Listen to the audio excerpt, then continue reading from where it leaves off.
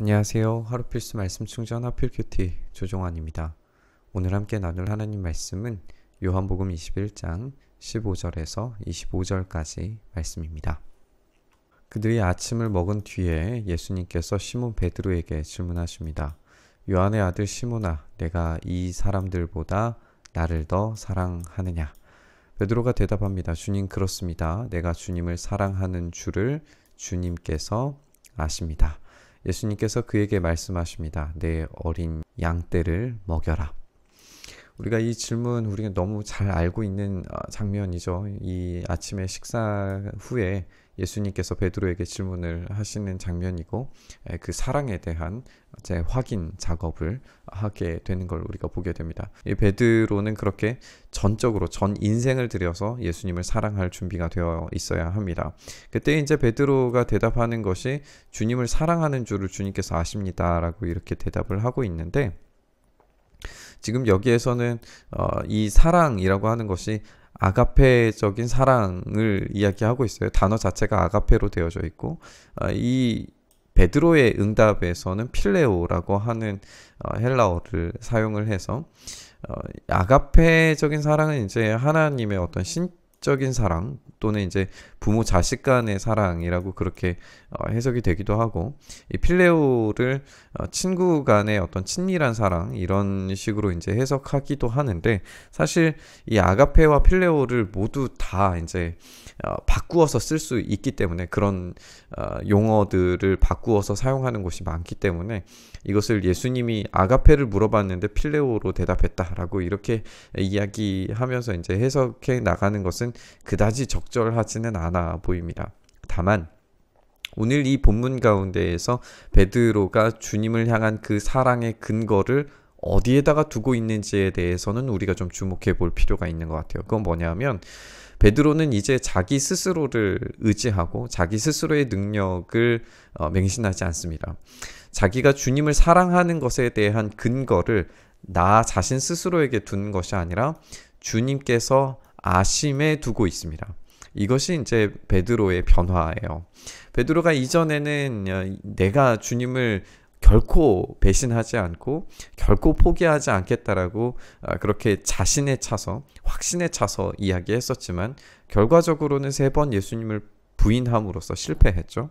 그런데 오늘 이 장면에서는 나의 사랑, 나의 열정, 나의 헌신에 대해서 내가 절대로 주님을 사랑합니다라고 그렇게 내 자신을 맹신하는 방법이 아니라 주님께서 아신다라고 이야기하면서 나의 사랑의 근거가 오로지 주님께서 아심에 근거하고 있는 것을 우리가 보게 되는 거예요. 그때 이제 내 어린 양을 먹여라 라고 하는 예수님의 답변을 듣게 됩니다.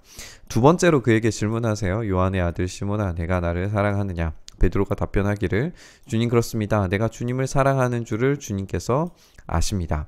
똑같은 이제 질문과 답변이에요. 여기서도 이제 아가페라고 질문하셨고 여기서는 이제 필레오라고 답변을 했지만 여전히 그 사랑의 근거는 주님께서 아신다에 있다는 것을 우리가 주목해서 보셨으면 좋겠어요. 그때 예수님께서 그에게 말씀하시기를 내 양떼를 쳐라. 이 먹이고 치는 것, 이것이 이제 핵심적인 이 베드로의 사역이 되게 될 거예요. 예수님께서 3번째로 질문하십니다. 요한의 아들 시몬아, 내가 나를 사랑하느냐? 이때 예수님께서 이 사랑하느냐라고 하는 단어를 필레오라고 그렇게 사용하세요. 그때 이제 베드로가 예수님께서 내가 나를 사랑하느냐라고 그렇게 3번이나 물으셨기 때문에 불안해서 주님께서는 모든 것을 아십니다. 그러므로 내가 주님을 사랑하는 줄을 주님께서 아십니다 하고 대답을 하게 됩니다. 이 3번이나 물으시는 것은 우리가 확실하게 알 수 있는 것이 예수님을 3번 부인한 것에 대한 이 반응이라는 것을 우리가 알 수가 있죠. 그것 때문에 이제 불안한 거예요. 그것이 떠올려졌기 때문에 그때의 기억이 다시 새롭게 이제 생각되어지면서 내가 그 3번 부인했던 것을 예수님께서 지금 이야기하고 계신다는 것을 인지하게 된 거죠. 그렇기 때문에 불안해서 주님께서 모든 것을 아신다라고 이야기하면서 내가 주님을 사랑하는 줄을 주님께서 아십니다 라고 이렇게 이야기하고 있는 걸 보게 됩니다. 여기에서도 이제 우리가 예수님께 모든 이 사랑의 근거를 돌려드리고 있는 베드로의 모습을 보게 되는데, 여기에서는 이제 또 주목하게 되는 것이 예수님께서 사랑하느냐라고 질문하셨을 때에 베드로에게 맞춰주셨다는 거예요. 아가페가 아니라 계속 이제 필레오로 대답하니까 예수님께서 필레오로 지금 질문하고 계시는 걸 보게 돼요. 그러니까 예수님의 사랑은 우리의 사랑에 계속해서 맞추어 주심입니다. 이 맞추어 주시는 사랑이 얼마나 놀라우신지, 우리 하나님께서 인간의 모습으로 오셔서 인간의 사랑의 방법을 뛰어넘는 사랑으로 우리를 사랑하십니다. 그러니까 이 사랑하느냐라고 하는 질문이 지금 베드로와 예수님의 그 질문과 답변이 맞아 들어가는 이 장면 가운데에서 예수님께서 맞추어 주심, 낮추어서 우리와 함께 하심, 이런 모든 사랑의 어떤 조건들을 우리가 살펴볼 수 있게 되는 것 같아요. 이런 측면에서 우리가 생각을 해보면 예수님이 우리에게 맞추어 주시는 그 사랑을 발견하고 그것에 감사할 수 있게 되는 것 같습니다. 예수님께서 그에게 말씀하시기를 내 양떼를 먹여라 라고 그렇게 말씀하십니다. 내가 진정으로 내게 말한다. 내가 젊어서는 스스로 띠를 띠고 내가 가고 싶은 곳을 다녔지만 내가 늙어서는 남들이 내 팔을 벌릴 것이고 너를 묶어서 내가 바라지 않는 곳으로 너를 끌고 갈 것이다. 여기서 이제 내 팔을 벌리다 라고 하는 것은 당시의 관용 어구인데 십자가를 지게 될 것이다 라고 하는 그런 예언적인 메시지라고 해요.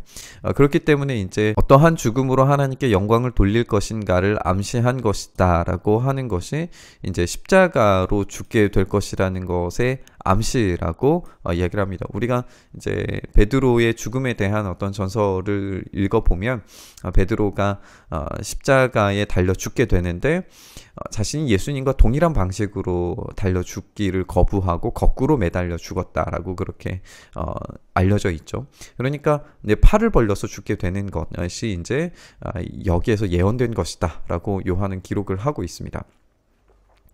그리고 또 이제 이야기되어야 할 부분은 너를 묶어서라고 하는 부분입니다. 우리가 어제의 장면에서 살펴본 것처럼 이 겉옷을 자기의 허리에 묶고 수영을 하러 뛰어든 이 베드로의 모습처럼 이제는 예수님을 섬기는 데 있어서 자기의 주권, 자기의 주체성, 이런 것들이 다 내려놓아지는 모습을 보게 되는 거예요.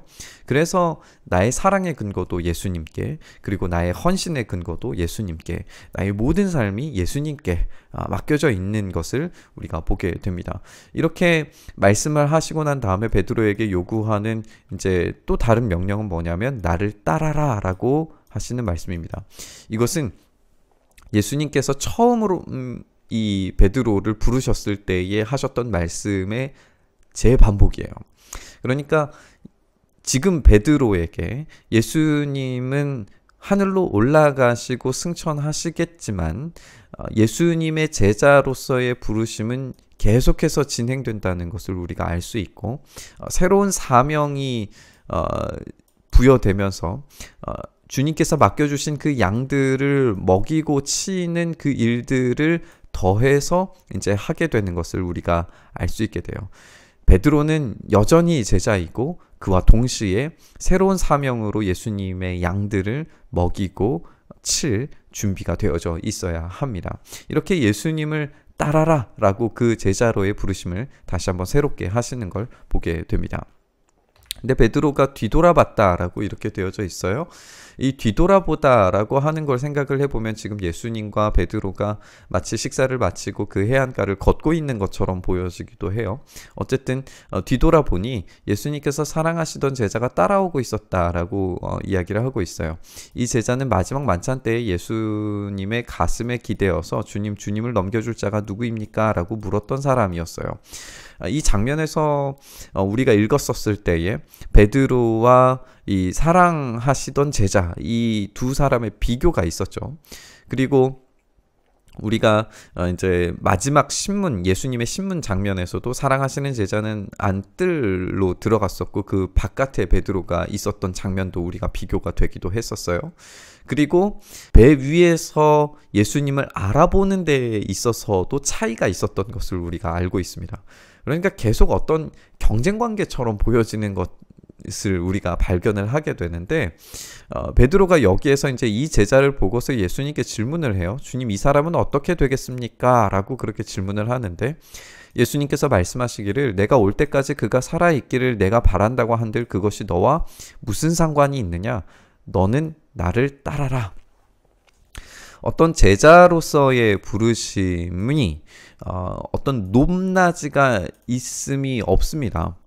그런데 지금 베드로와 이 사랑하시는 제자 가운데에서의 어떤 그런 미묘한 경쟁 관계, 그리고 제자들은 서로가 서로에게 누가 더 높으냐를 계속해서 이제 질문했던 것을 우리가 떠올려 본다면, 예수님은 여기에서 분명하게 선을 긋고 오히려 꾸짖고 계시는 것처럼 보여요.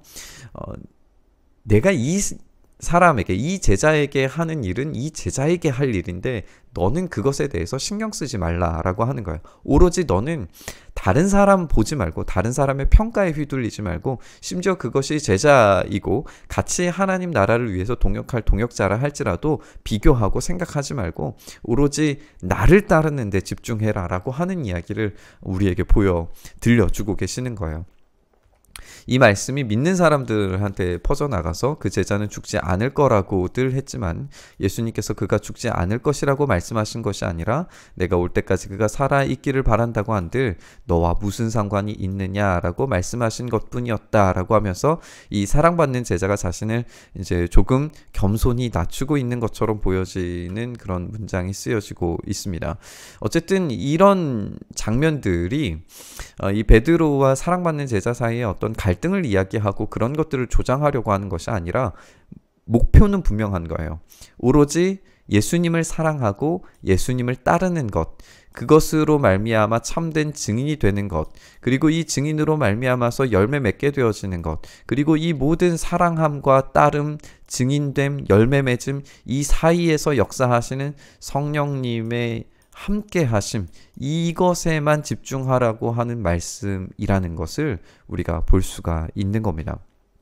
이 모든 일을 증언하고 또 이 사실을 기록한 사람이 바로 이 제자이다 라고 이야기하면서 이 말씀, 요한복음의 말씀의 권위에 대해서 높이고 있는 것을 보게 됩니다. 우리는 그의 증언이 참되다는 것을 알고 있다라고 하면서 이 제자의 어떤 신실한 증인됨을 보여주고 있습니다. 이 제자는 이렇게 증언했고, 이 글을 읽는 사람마다 예수님을 믿게 되는 그 증인의 역할, 증언의 역할을 참되게 수행하고 있다는 것을 우리가 보게 되는 거죠. 예수께서 하신 일은 이 밖에도 많이 있어서 그것을 낱낱이 기록한다면 이 세상이라도 그 기록한 책들을 다 담아두기에 부족할 것이라고 생각한다 라고 이렇게 결론을 맺으면서 모든 것에 대한 그런 증거와 증언은 넘친다라는 것을 우리가 알 수가 있습니다. 그리고 그 사역은 이 빈칸으로 남겨진 이 제자의 이야기가 바로 우리의 이야기로 변화되어야 된다는 사실을 또 가르쳐주고 있는 것은 아닌가 생각이 듭니다. 이 빈칸의 제자, 이름이 없는 것처럼 보여지는 이 사랑받는 제자가 우리가 된다면, 우리도 마찬가지로 우리 주님께서 하시는 그 놀라운 일들을 이 세상에 차고 넘치게 일하고 계시는 우리 주님의 역사를 우리도 또한 증언하고 증인이 될 수 있다는 사실을 우리가 기억해 보았으면 좋겠습니다. 우리가 오늘 말씀으로 이제 요한복음을 마무리하면서 이 증인됨, 증언하는 제자로서의 삶을 우리가 묵상해 봤으면 좋겠습니다. 예수님께서 그것을 위해서 우리를 위해 죽으셨고 부활하셨습니다. 그 참된 경험이, 그 실제가 우리의 삶에 경험되었을 때, 그리고 그 증인의 삶을 살아냈을 때에 우리에게 부어주시는 놀라운 성령님의 역사를 우리가 발견하게 될 줄 믿습니다. 그것의 근거는 우리의 사랑이나 우리의 능력이 아닙니다. 우리를 사랑하시는 그 사랑으로 인하여서 우리는 증인이 될 수 있고 부활을 경험할 수 있고 증인이 될 수 있습니다. 이 전제 조건이 바뀌어서는 안 되는 것 같습니다. 우리는 오로지 예수님을 따르는 제자로서, 예수님을 사랑하는 사람으로서 새로운 사명을 감당해야 되는 줄 믿습니다.